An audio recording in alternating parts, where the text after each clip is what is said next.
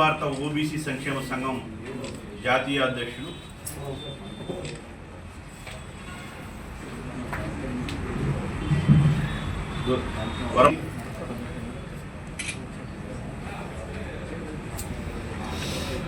శ్రీమతి మల్లేశ్వరి గారు, రాష్ట్ర మహిళా ఉపాధ్యక్షురాలు,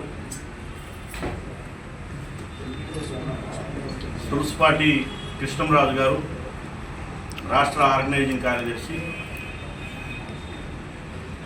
చంద్రశేఖర్ రాష్ట్ర యువజన విభాగం కార్యదర్శి, వెంకట రామలక్ష్మి గారు, రాజమండ్రి నగర మహిళా అధ్యక్షురాలు, ప్రదీప్ కుమార్ గారు, ఓబీసీ యువజన సంఘం విశాఖ జిల్లా అధ్యక్షులు.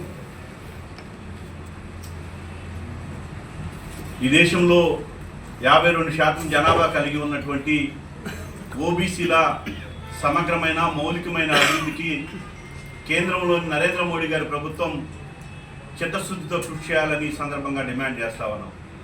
భారతదేశానికి స్వాతంత్రం లభించి 75 సంవత్సరాలు గడుస్తున్నప్పటికి కూడా నేటి వరకు కూడా ఈ దేశంలో 52% పైగా జనాభా ఉన్నటువంటి ఓబీసీలకి ప్రత్యేకమైనటువంటి మంత్రిత్వ శాఖ లేదు.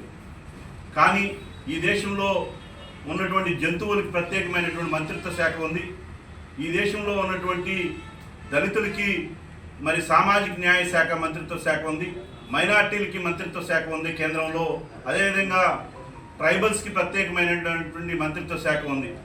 కానీ ఈ దేశంలో 52% ఓబీసీలు ఉన్నప్పటికీ కూడా ఇప్పటి వరకు పరిపాలించినటువంటి రాజకీయ పార్టీలు ఓబీసీలకి ప్రత్యేకమైనటువంటి మంత్రిత్వ శాఖ ఏర్పాటు చేయాలని మండల కమిషన్ సిఫార్సు చేసినప్పటికీ కూడా నేటికి కూడా జాతీయ స్థాయిలో మరి కేంద్ర ప్రభుత్వం ఓబీసీ మంత్రిత్వ శాఖ ఏర్పాటు చేయలేదనేటువంటి విషయాన్ని ఈరోజు కేంద్ర ప్రభుత్వం గుర్తెరగవలసినటువంటి అవసరం ఉంది.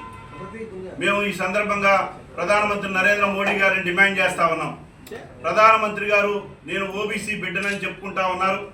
ఓబీసీ వర్గాలకి తాను దేశ ప్రధానిగా ఆ బాధ్యత నిర్వహిస్తానని చెప్పేటప్పుడు ఈ దేశ ప్రధానిగా ఓబీసీ వర్గాలకు చెందినటువంటి మీరు ఉన్నప్పుడు ఈ దేశంలో ఎందుకు ఓబీసీ వర్గాల యొక్క అభివృద్ధికి దోహదపడేటువంటి సమగ్రమైనటువంటి అభివృద్ధికి ప్రణాళికలు రూపొందించవలసినటువంటి ఓబీసీ మంత్రిత్వ శాఖ ఏర్పాటు చేయలేకపోవటం అనేది అత్యంత బాధాకరమైనటువంటి విషయం. మరి దేశంలో ఉన్నటువంటి అన్ని రాష్ట్రాల్లో కూడా బీసీ మంత్రిత్వ శాఖలు మరి ఆయా రాష్ట్రాల్లో ఓబీసీ మంత్రిత్వ శాఖలు మరి ఉన్నప్పటికి కూడా నేటి వరకు కూడా ఎంబీసీ మంత్రిత్వ శాఖలు కూడా ఉన్నటువంటి పరిస్థితి కూడా ఉంది. కానీ ఇప్పుడు వరకు కూడా దేశంలో ఓబీసీలకు ప్రత్యేకమైనటువంటి మంత్రిత్వ శాఖ లేదు. అదేవిధంగా మండల కమిషన్ చేసినటువంటి సిఫార్సుల్లో 38 సిఫార్సుల్ని నేటి వరకు అమలు చేయలేనటువంటి పరిస్థితి. మరి ఈ దేశంలో బీసీలు ఓబీసీలు మరి ఈ దేశ బిడ్డలు కాదా అని అడుగుతా ఉన్నాం, ఈ దేశ పౌరులం కాదా అని అడుగుతా ఉన్నాం. కేంద్ర ప్రభుత్వాన్ని సూటిగా ప్రశ్నిస్తా ఉన్నాం.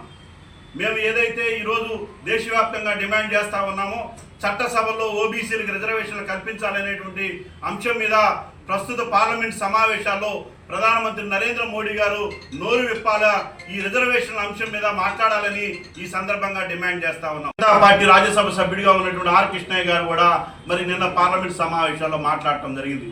గతంలో భారతీయ జనతా పార్టీ చెందినటువంటి పార్లమెంట్ సభ్యులు వేలాది మందితో లక్షలాది మందితో ఢిల్లీలో పెద్ద ఎత్తున ఆందోళన చేసినప్పటికీ కూడా ఈ రోజు వరకు కూడా కేంద్రంలో ఓబీసీలకి మంత్రిత్వ శాఖ లేకపోవటం, అదేవిధంగా చట్టసభల్లో ఓబీసీ రిజర్వేషన్లు కల్పించాలని బీజేపీ చెందినటువంటి పార్లమెంట్ సభ్యులే పెద్ద ఎత్తున లక్షలాది మంది సమీకరించి దేశవ్యాప్తంగా ర్యాలీలు నిర్వహించినప్పటికీ కూడా ఈరోజు రిజర్వేషన్ల అంశం మీద ఎందుకు కేంద్ర ప్రభుత్వం మాట్లాడటం లేదు, ప్రధానమంత్రి గారు మౌనం ఎందుకు దాలుస్తున్నారని ఈ సందర్భంగా ప్రశ్నిస్తా ఉన్నాం. అదేవిధంగా ఈరోజు రాష్ట్రంలో సంకీర్ణ ప్రభుత్వం ఉంది. ఈ సంకీర్ణ ప్రభుత్వం రాష్ట్ర ముఖ్యమంత్రిగా ఉన్నటువంటి చంద్రబాబు నాయుడు గారు మరి చట్టసభల్లో ఓబీసీలకి రిజర్వేషన్ కల్పించాలని ఆంధ్రప్రదేశ్ అసెంబ్లీ ఏకగ్రీవంగా తీర్మానం చేయటం హర్షించదగినటువంటి పరిణామం. అయితే మేము ఏమేమి అడుగుతా ఉన్నామంటే ఈ తీర్మానం కాపీని తీసుకొని వెళ్ళి ఈ రాష్ట్రానికి చెందినటువంటి బీసీ సంఘాలు, ఈ రాష్ట్రానికి చెందినటువంటి బీసీలకి పెద్దనగా ఉన్నటువంటి అచ్చెన్నాయుడు గారు కానీ, అదేవిధంగా తెలుగుదేశం పార్టీ రాష్ట్ర అధ్యక్షుడిగా ఉన్నటువంటి పల్లా శ్రీనివాసరావు గారి నేతృత్వంలో ఒక బృందాన్ని ఢిల్లీకి తీసుకెళ్లి ప్రధానమంత్రి గారి దగ్గర ఒత్తిడి తీసుకురావాలని ఈ సందర్భంగా మరి రాష్ట్ర ముఖ్యమంత్రి గారిని డిమాండ్ చేస్తా ఉన్నాం. ఈ రాష్ట్రంలో కూడా బీసీలకు సంబంధించి ఏదైతే తెలంగాణ రాష్ట్రంలో స్థానిక సంస్థలో 44% రిజర్వేషన్ కల్పిస్తూ చేసినటువంటి అసెంబ్లీ తీర్మానం దాని చట్టబద్ధత కల్పించడానికి చేస్తున్నటువంటి ప్రయత్నం ఏదైతే ఉందో దానికి కూడా సహకరించవలసినటువంటి అవసరం ఉంది. ఆనాడు స్వర్గీయ ఎన్టీ రామారావు గారు ఏదైతే 44% రిజర్వేషన్ కల్పించాలనేటువంటి చేసిన ప్రయత్నాన్ని మరి ఈరోజు స్ఫూర్తిగా తీసుకొని చంద్రబాబు నాయుడు గారు స్థానిక సంస్థల్లో బీసీలకు 44% రిజర్వేషన్ కల్పించడానికి ప్రత్యేకంగా అసెంబ్లీని సమావేశపరచాలని ఈ సందర్భంగా విజ్ఞప్తి చేస్తా ఉన్నాం. బీసీల యొక్క ఆకాంక్ష ఈరోజు స్థానిక సంస్థల్లో 34% రిజర్వేషన్ ఏదైతే ఉందో దాన్ని 44% పెంచవలసినటువంటి అవసరం ఉంది.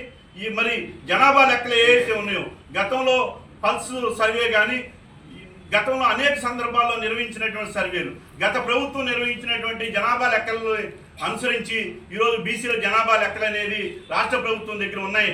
మరి మేము ఈ సందర్భంగా కోరుతా ఉన్నాం, బీసీలకు సంబంధించిన జనాభా లెక్కల మీద వాస్తవాలను ఈరోజు వెల్లడి చేయాల్సిన అవసరం ఉంది.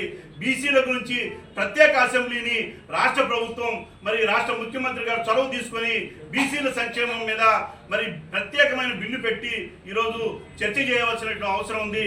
దానికోసం ప్రత్యేకంగా అసెంబ్లీ సమావేశాలని నిర్వహించాలని కోరుతా ఉన్నాం. ముఖ్యమంత్రి గారిని అడుగుతా ఉన్నాం, ఈరోజు కేంద్రంలో మరి 75,000 కోట్లతో మరి బడ్జెట్ కేటాయింపులు జరగాల్సిన అవసరం ఉంది. 75,000 కోట్ల రూపాయలు కేటాయించడం ద్వారా NBCFTCకి అన్ని రాష్ట్రాల్లో బీసీలకి నిధులు వస్తాయి.